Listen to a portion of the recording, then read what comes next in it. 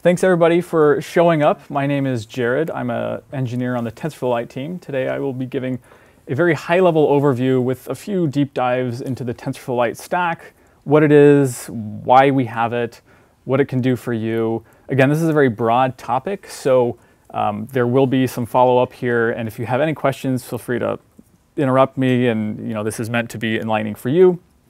But it will be a bit of a whirlwind, so let's get started. First off, I do want to talk about some of the origins of TensorFlow Lite and what motivated its creation, why we have it in the first place, and we can't just use TensorFlow on devices. I'll briefly review how you actually use TensorFlow Lite. That means how you use the converter, how you use the runtime, and then talk a little bit about performance considerations, how you can get the best performance on device when you're using TensorFlow Lite. Okay, so why do you need TensorFlow Lite in your life? Well, again, here's some kind of boilerplate motivation for why we need on-device ML, but these are actually important use cases. You don't always have a connection. You can't just always be running inference in the cloud and streaming that to your device. A lot of devices, particularly in developing countries, have restrictions on bandwidth. They can't just be streaming live video to get their selfie segmentation. They want that done locally on their phone. There's issues with latency. If you need kind of real-time object detection, streaming to the cloud, again, is problematic.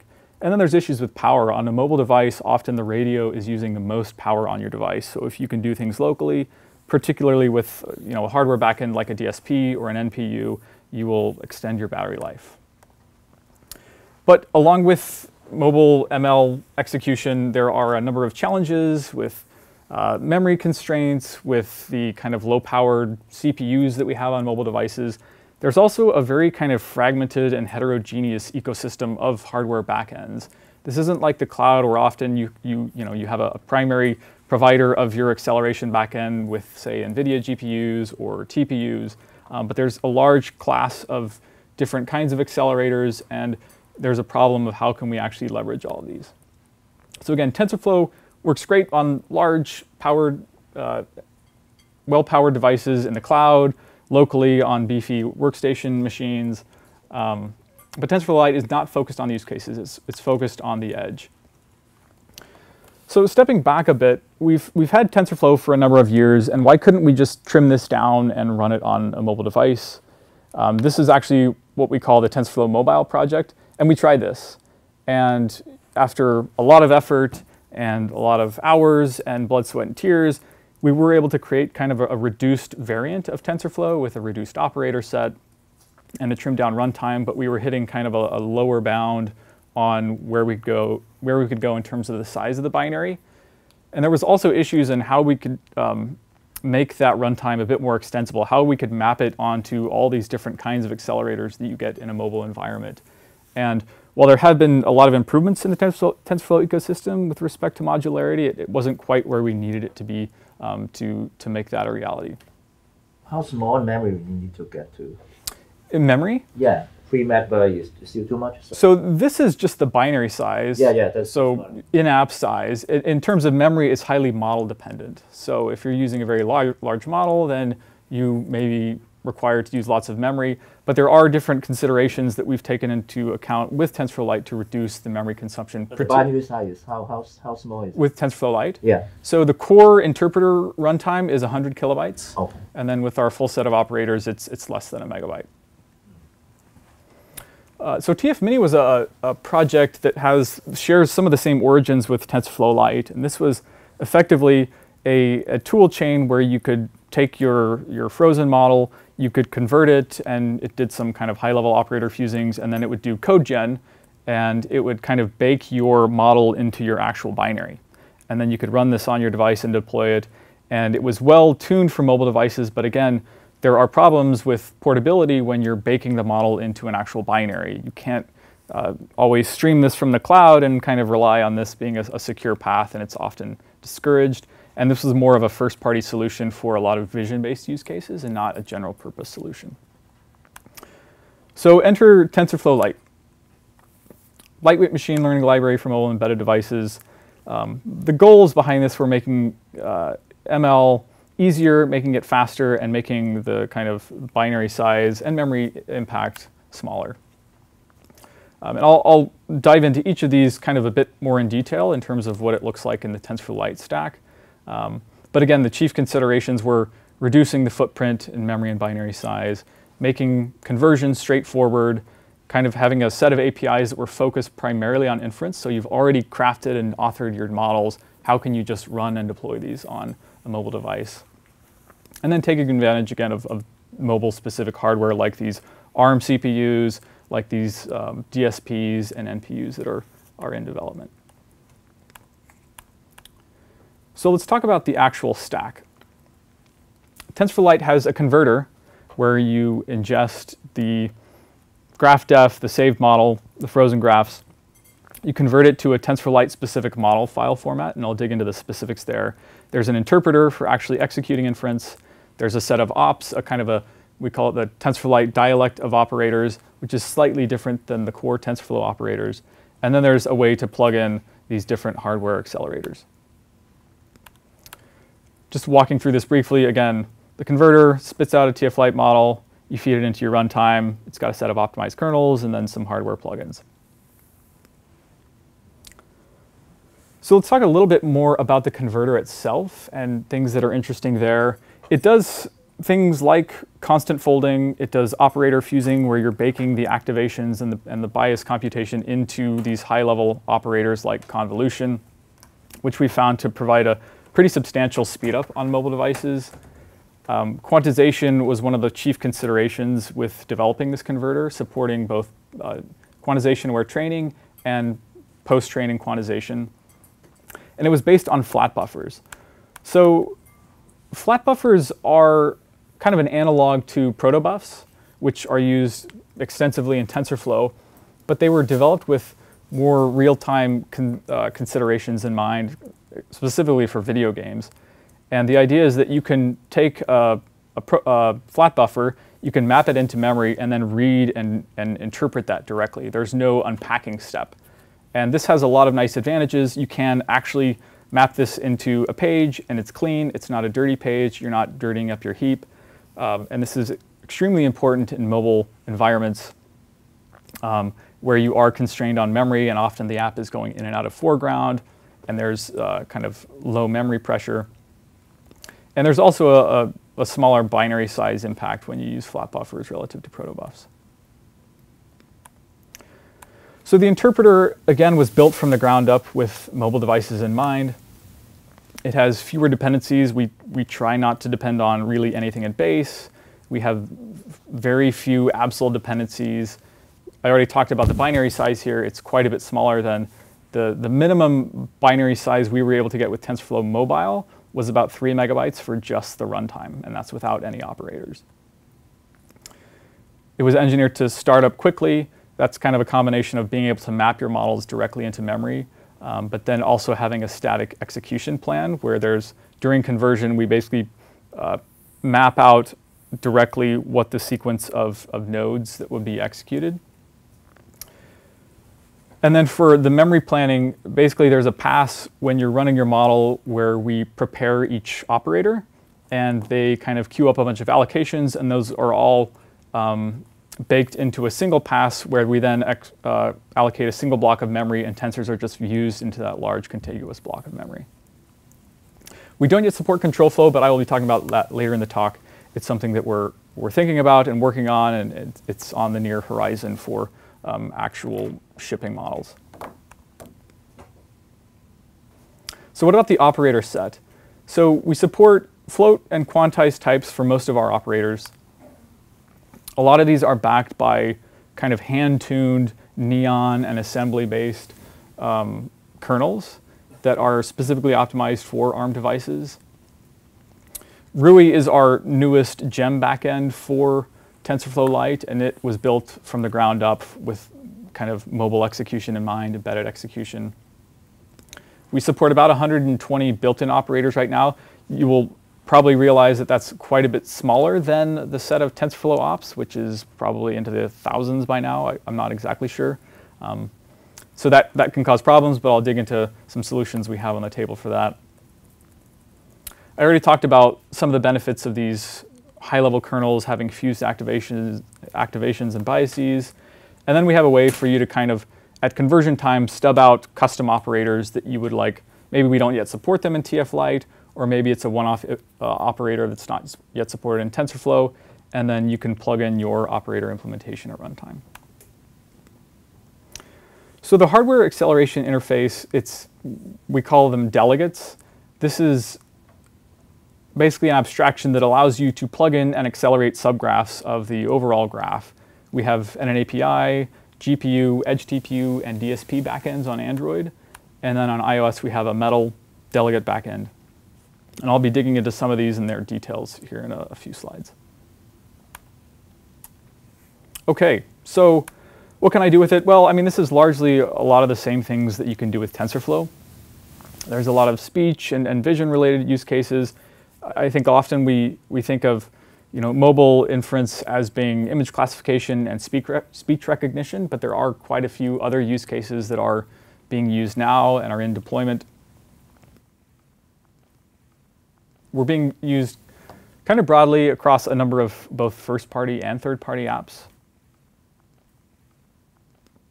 OK, so let's start with models. We have a number of models in this model repo that we host online. You can use models that have already been authored in TensorFlow and feed those into the converter. We have a number of tools and tutorials on how you can apply transfer learning to your models to make them kind of more specific to your use case. Or you can author models from scratch and then feed that into the conversion pipeline. So let's dig into conversion and what that actually looks like. Well, here's a brief snippet of how you would take a saved model, feed that into our converter, and output a TF Lite model. It looks really simple. In practice, we would like to say that this always just works. That's sadly not yet a reality. There's a number of kind of failure points that people run into. I've already highlighted this mismatch in terms of supported operators, and that's a big pain point, and we have some things in the pipeline to address that. There's also different semantics in TensorFlow that aren't yet natively supported in TF Lite. Things like control flow, which we're working on, things like assets, hash tables, tensor lists, those kinds of concepts. Again, they're not yet natively supported in TensorFlow Lite. And then certain types we just don't support. They haven't been prioritized in TensorFlow Lite. Double execution or bfloat16, none of those, or even FP16 kernels are not natively supported by the TF Lite built-in operators. So how can we fix that? Well, a number of months ago, we started a project called, well, the name is a little awkward. It's using select TensorFlow operators in TensorFlow Lite. And effectively what this does is it allows you to, as a last resort, convert your model for the set of operators that we don't yet support. And then at runtime, you could plug in this TensorFlow select piece of code, and it would let you run these TensorFlow kernels within the TF Lite runtime at the expense of a modest increase in your binary size. What does that actually mean? So the converter basically, it recognizes these TensorFlow operators, and if you say, I want to use them, if there's no TF Lite built-in counterpart, then it will take that no def, it'll bake it in to the TF Lite custom operator that's output. And then at runtime, we have a delegate which resolves this custom operator and then does some data marshalling into the eager execution of TensorFlow, which again would be built into the TF Lite runtime, and then marshalling that data back out into the TF Lite tensors. There's some more information that I've linked to here. And the way you can actually take advantage of this, here's our original Python conversion script. You drop in this line basically saying the target op set includes these select TensorFlow ops. So that's one thing that can improve the conversion and runtime experience for models that aren't yet natively supported. Another issue that we've had historically, our converter was called Toko, and its roots were in this TF-Mini project, which was trying to kind of statically compute and bake this graph into your runtime, and it was OK for it to fail because it would all be happening at build time. But what we saw is that that led to a lot of kind of hard to decipher opaque error messages and crashes. And we've since set out to build a new converter based on MLAR, which is just basically tooling that's feeding into this converter, helping us map from the TensorFlow dialect of operators to a TensorFlow Lite dialect of operators with far more formal mechanisms for translating between the two. And this, we think will give us far better debugging and error messages and hints on how we can actually fix conversion.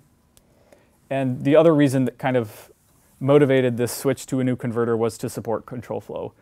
This will initially start by supporting functional control flow forms. So if and while conditionals, we're still considering how we can potentially map legacy control flow forms to these new variants. But this is where we're going to start. And so far, we see that this will unlock a pretty large class of useful models, the RNN class type models that so far have been very difficult to convert to TensorFlow Lite. TensorFlow 2.0, it's supported. There's not a whole lot that changes on the conversion end, and certainly nothing that changes on the TF Lite end, except for maybe the change to that saved model is now kind of the primary serialization format with TensorFlow. And we've also made a few tweaks and added some sugar for our conversion APIs when using quantization. OK, so you've converted your model. How do you run it? Here's an example of our API usage in Java. You basically create your input buffer, your output buffer. It doesn't necessarily need to be a byte buffer. It could be a single or multi-dimensional array. You create your interpreter. You feed it your TF Lite model. There's some options that you can give it, and we'll get to those later. And then you run inference. And that's about it. We have different bindings for different platforms. Our first class bindings are Python, C++, and Java. We also have a set of experimental bindings that we're working on or in various states of both use and stability. But soon we plan to have our Objective-C and Swift bindings be stable. And they'll be available as kind of the normal deployment libraries that you would get on iOS via CocoaPods. And then for Android, you can use our JCenter or BinTray AARs for Java. But those are primarily focused on third-party developers. There are other ways you can actually reduce the binary size of TF Lite. I mentioned that the core runtime is 100 kilobytes. There's about 800 or 900 kilobytes for the full set of operators. But there are ways that you can basically trim that down and only include the operators that you use, and everything else gets stripped by the linker. We kind of expose a few build rules that help with this. You feed it your TF Lite model. It'll parse that and output basically a CC file, which does the actual op registration. And then you can rely on your linker to strip the unused kernels.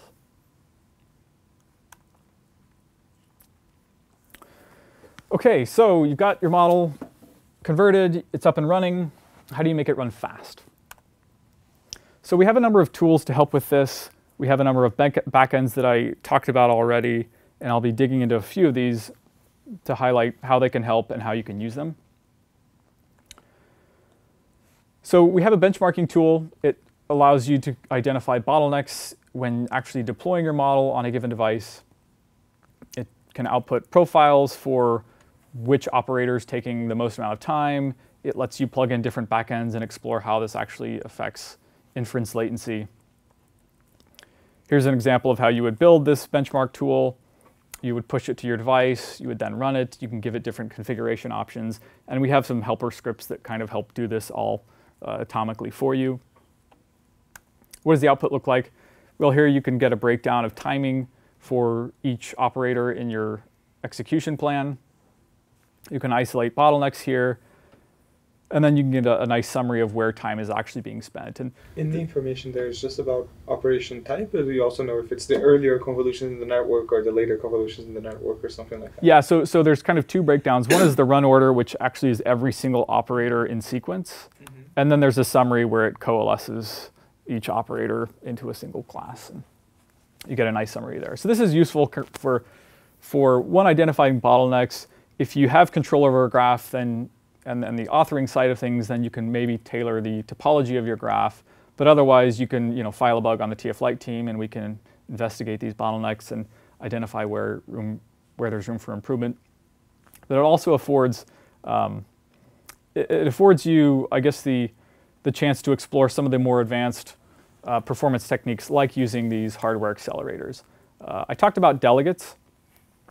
The real power, I think, in delegates is that it's a nice way to holistically optimize your graph for a given backend. That is, you're not just delegating each op one by one to this hardware accelerator, but you can take an entire subgraph of your graph and run that on an accelerator. And that's particularly advantageous for things like GPUs or neural accelerators, where you want to do as much computation on the device as possible with no CPU interop in between.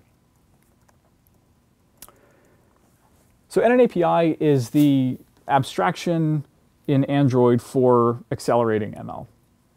And it was actually developed fairly closely in tandem with TF Lite. You'll see a lot of similarities into the high-level op definitions that are found in NNAPI and those found in TF Lite. And this is effectively an abstraction layer at the platform level that we can hook into on the TensorFlow Lite side, and then vendors can plug in their particular drivers for DSPs, for GPUs. And with Android Q, it's really getting to a nice stable state where it's approaching parity in terms of features and ops with TensorFlow Lite. And there are there's increased adoption both in terms of user base, but also in terms of hardware vendors that are contributing these drivers. More recently, we've released our GPU backend, and we've also open sourced this. This can yield a pretty substantial speed up on many floating point convolutional models, particularly larger models. There is a small binary size cost that you have to pay, but if it's a good match for your model, then it can be a huge win. And this is, we found that a number of clients are deploying this with things like face detection and segmentation. Does it go on top of something like OpenGL or what that can work on every GPU? Yeah, so on Android, there's a GLES backend. There's also an OpenCL backend that's in development that will afford a kind of 2 to 3x speed up over the GLES backend. There's also a Vulkan backend, and then on iOS, it's Metal based. There's other delegates and accelerators that are in various states of development. One is for the Edge TPU project, which can either use kind of runtime on-device compilation, or you can use or take advantage of the conversion step to bake the compiled model into the TF Lite graph itself.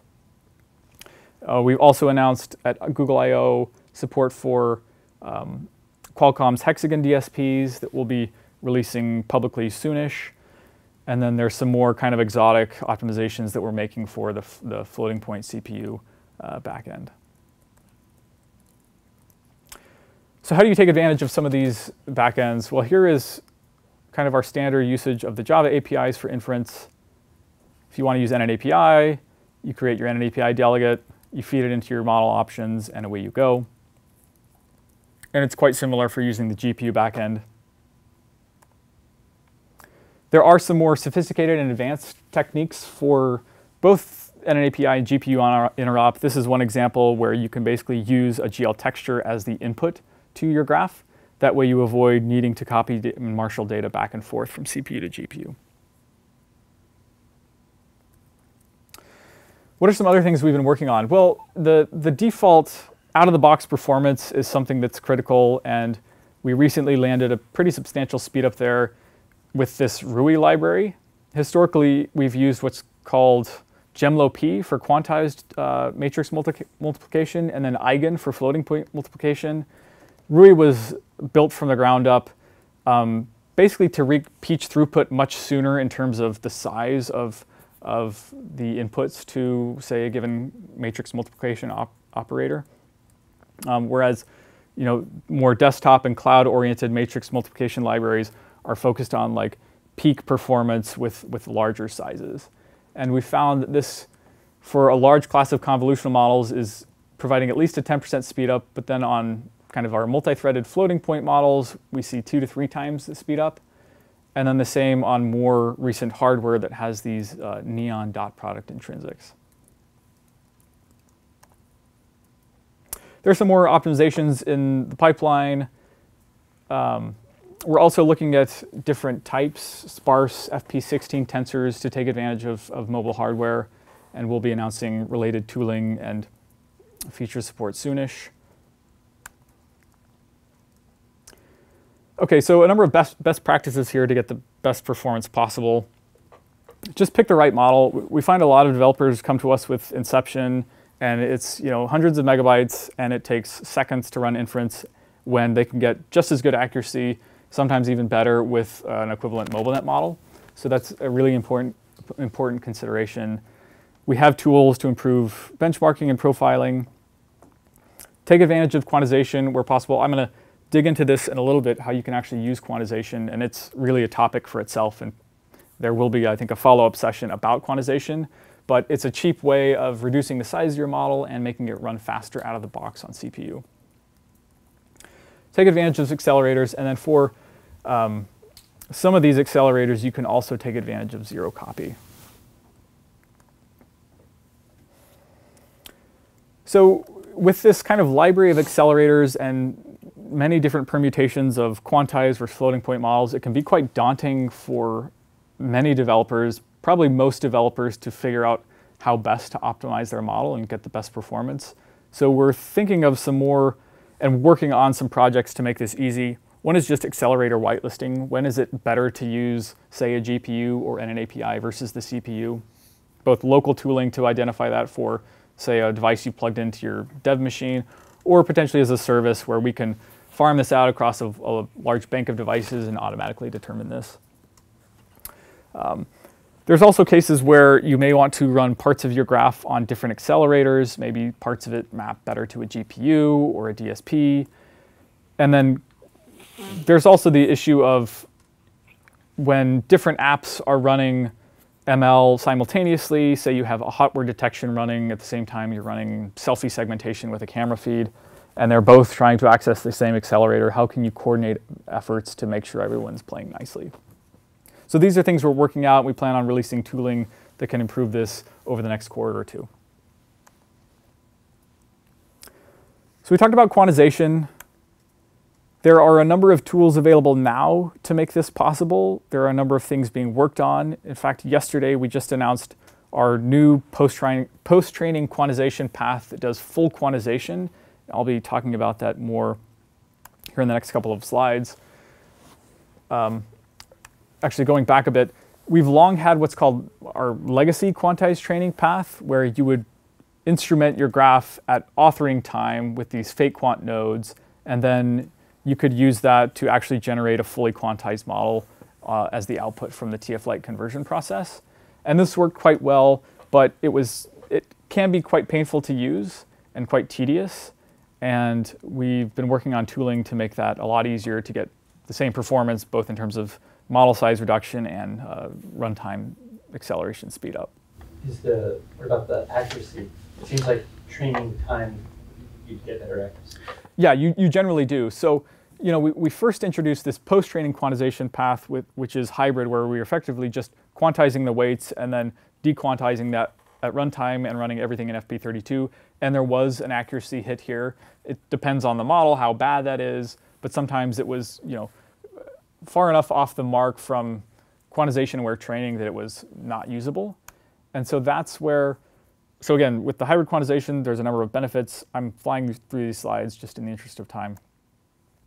The way to enable that post-training quantization, you just add a flag to the conversion pass, and that's it. But on the accuracy side, that's where we came up with some new tooling. We're calling it per axis or per channel quantization, where with the weights, you wouldn't just have a single quantized set of parameters for the entire tensor, but it would be per channel in the tensor. And we found that in combination with feeding it kind of an evaluation data set during conversion time, where you would explore the range of possible quantization parameters, we could get accuracy that's almost on par with quantization-aware training. I'm curious, are some of these techniques also going to be used for TensorFlow JS, or do they not have similar needs? They use MobileNet, right, for in browser? And they do. These aren't yet, as far as I'm aware, used or hooked into the TFJS pipeline. There's no reason it couldn't be. I think part of the problem is just very different tool chains for development. But how do you do quantized operations in JavaScript? Probably you put on GPUs.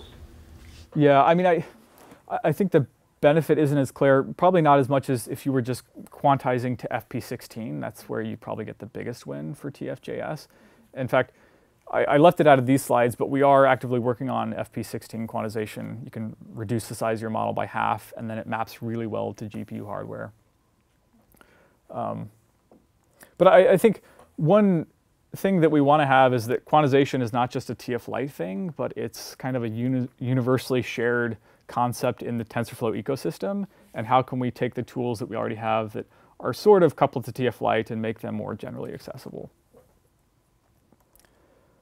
So to use this new post-training quantization path where you can get comparable accuracy to training time quantization, effectively the only difference here is feeding in this representative data set of what the inputs would look like to your graph. It can be a, for an image-based model, maybe you feed it 30 images, and then it is able to explore the space of quantization and output values that would largely match or be close to what you would get with training-aware quantization.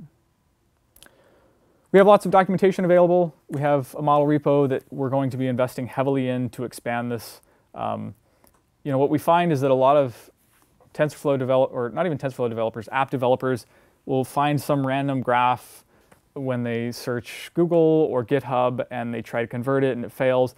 And a lot of times either we have a model that's already been converted or a similar model that's better suited for mobile, and we would rather have a very robust repository that people start with, and then only if they can't find an equivalent model do they resort to our conversion tools or even authoring tools. Is there a TF Lite compatible section in TF Hub or something? Yeah, we're working on that. Talked about the model repo training. So what if you want to do training on device? That is a thing. We have an entire project called the Brella Team Federated Learning Team who's focused on this. But we haven't supported this in TensorFlow Lite for a number of reasons, but it's something that we're working on. There's quite a few bits and components that still have yet to land to support this, but it's something that we're thinking about, and there is increasing demand for this kind of on-device tuning or transfer learning scenario. In fact, this is something that was announced at WWDC. So we have a roadmap up that's now something that we publish publicly to make it clear what we're working on, what our priorities are. I touched on a lot of the things that are in the pipeline, things like control flow and training, improving our runtime. Another thing that we want to make easier is just to use TF Lite in the kind of native types that you are used to using. If you're an Android developer, say, if you have a bitmap, you don't want to convert it to a byte buffer, you just want to feed us your bitmap and things just work. So that's something that we're working on.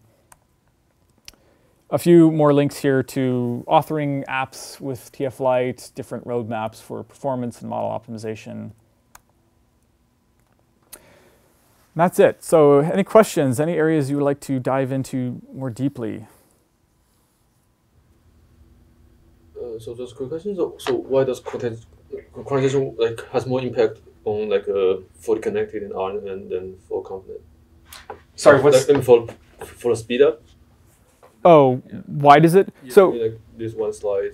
So certain operators have been, I guess, more optimized to take advantage of quantization than others. And so in the hybrid quantization path, we're not always doing computation in 8-bit types. We're doing it in a mix of floating point and 8-bit types. And that's why there's not always the same speed up you would get with like an LSTM and an RNN versus a conv operator.